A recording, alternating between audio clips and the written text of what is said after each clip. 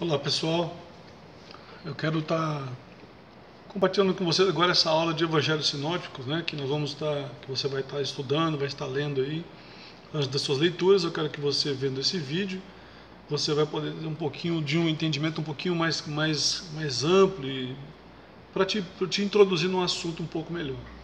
Os Evangelhos Sinóticos, eles são o Evangelho de Mateus, Marcos e Lucas. Eles são conhecidos como sinóticos porque por eles conter uma quantidade de história que são em comum, né? A mesma sequência e algumas vezes utilizando exatamente as mesmas estruturas e até palavras parecidas, porque na verdade um se utilizou do outro para escrever também, né? Inclusive Lucas mesmo, ele se utilizou do, das escritas de Marcos. Mateus também utilizou das escritas de Marcos para poder escrever os seus evangelhos.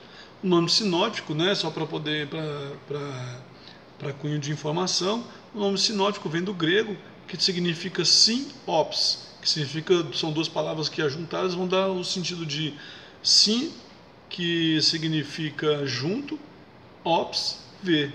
Então sinótico sempre que se vê junto. Os assuntos são elaborados e corresponde quase inteiramente, ou seja, eles são classificados assim, ou seja, dentro dessa perspectiva. Você vai entender eles olhando, um lendo o outro, um se compreende o outro, porque apresentam a mesma visão e o mesmo ponto de vista sobre alguns acontecimentos bíblicos. Você vai ver que tem muita semelhança, né? Aí você me pergunta, por que o Evangelho de João não é sinótico? Porque ele não tem, João não se baseou, né, nas escrituras desses evangelhos para poder escrever a sua epístola, o seu evangelho, as suas boas novas, né? Então muitos estudiosos acreditam que esses evangelhos eles compartilham do mesmo ponto de vista e são claramente ligados entre si, né? Como eu havia falado anteriormente, agora há pouco acabei de falar para você, né, que muitos beberam da fonte de Marcos para escrever. Lucas e Mateus beberam da fonte de Marcos. Ah, mas Lucas ele é maior do que o Evangelho de Marcos. Mateus é maior, sim, mas Lucas, Marcos foi inspiração para eles continuarem escrevendo, né? Então, quanto ao quarto evangelho, como eu acabei de falar, que ele é canônico também, que é o Evangelho de João, ele relata a história de Jesus, mas de uma forma substancialmente diferente, né? Ele trabalha Jesus como mostrando Jesus como o próprio Deus, pela razão que não se enquadra nos sinóticos. Ele não, eu acabei de falar anteriormente, ele não faz parte dessa formação. Você vai ver que quando você lê, ele não tem nenhuma singularidade com eles. Não no sentido do contexto que mostra Jesus Cristo como Deus, mas eu digo na narrativa, né? Então, dessa maneira, os quatro evangelhos são canônicos, dos quais os três são sinópticos: Mateus, Lucas e Marcos. Então, para podermos entender melhor como os exegetas, né, estruturam o estudo, né, a figura que se entende pelo qual é escrita, os evangelhos sinóticos, então eles são eles estão ligados de forma, eles estão interligados de certa forma, né? Então todos contêm alguns assuntos que estão relacionados com o outro. Quando você fizer a leitura em casa, que você for pegar os três para fazer sua comparação do que faz parte do seu estudo dessa matéria, você vai poder perceber que existem certas ligações de um para com o outro. Então parte desse conteúdo em todos os presentes sinóticos é chamado de tripla tradição. Tripla tradição, né? Então aquilo que você vai encontrar 20% do livro de Mateus, você vai encontrar em Marcos e Mateus, e 20%, e às vezes você vai ver Lucas e Marcos, 30% somente em Lucas. Então se você fizer um cálculo aí, que tem uma regrinha que o pessoal usa aí, né? Depois você vai ver lá no conteúdo de aula, no seu material, você vai estar vendo como é que funciona essa tripla tradição. Isso inclui na maioria das narrativas sobre eventos da vida de Jesus, iniciando pelo seu batismo e terminando com a descoberta do túmulo vazio após a crucificação de Cristo. Também inclui algumas das parábolas, tais como a parábola do grão de mostarda, né? A tripla tradição é responsável por 76% do texto de Marcos. Parte desse material ele está presente em quase todos os evangelhos, tá? E algumas vezes pequenas variações existem em alguns casos mais notáveis. Chamamos de acordos menores, onde Mateus e Lucas entram em acordo entre si, né, na estrutura das palavras que se diferindo de Marcos, né?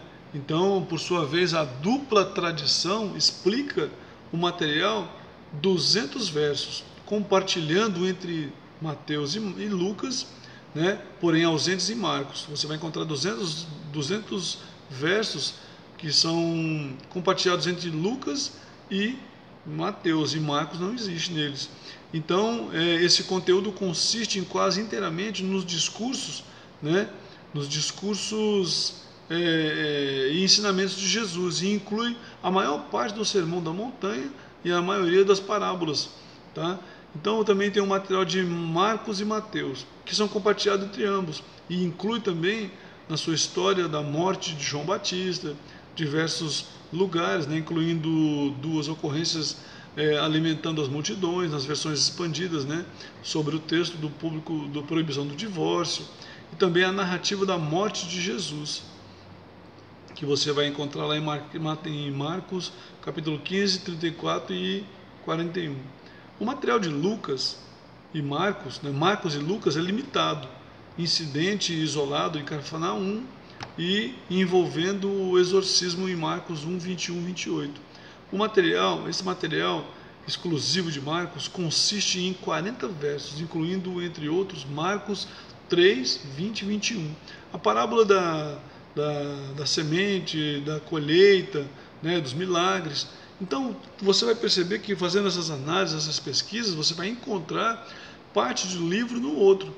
Tá? O material exclusivo de Mateus e Lucas é bastante extenso, a parte de Marcos é menor, até porque o livro de Marcos é menor também. Isso inclui dois distintos, porém similares, fatores da genealogia de Jesus, coisa que o livro de Marcos não traz, né? Mas Mateus traz. Mateus adiciona diversas declarações do Sermão da Montanha, várias parábolas, né? A parábola do credor incompassivo, a parábola das ervas daninhas, a profecia do julgamento, né? Lucas também traz múltiplos milagres, parábolas, né? A parábola do bom samaritano, muitos detalhes dos últimos dias de Jesus. Mateus é o único evangelho que declara que o túmulo de Jesus foi guardado por soldados. Lucas é o único evangelho que relata um dos ladrões crucificados próximos a Jesus se arrependeu e recebeu a Jesus com a promessa no paraíso. Então, essas peculiaridades do livro você vai entender e vai ver no livro, no estudo dos evangelhos sinóticos. Quando você estiver lendo, espero que você tenha bons estudos e você consiga identificar, fazer essas identificações nas suas leituras dos textos do nosso módulo de evangelhos sinóticos, para você poder perceber e contribuir para a sua formação. Que Deus te abençoe e tenha uma boa aula.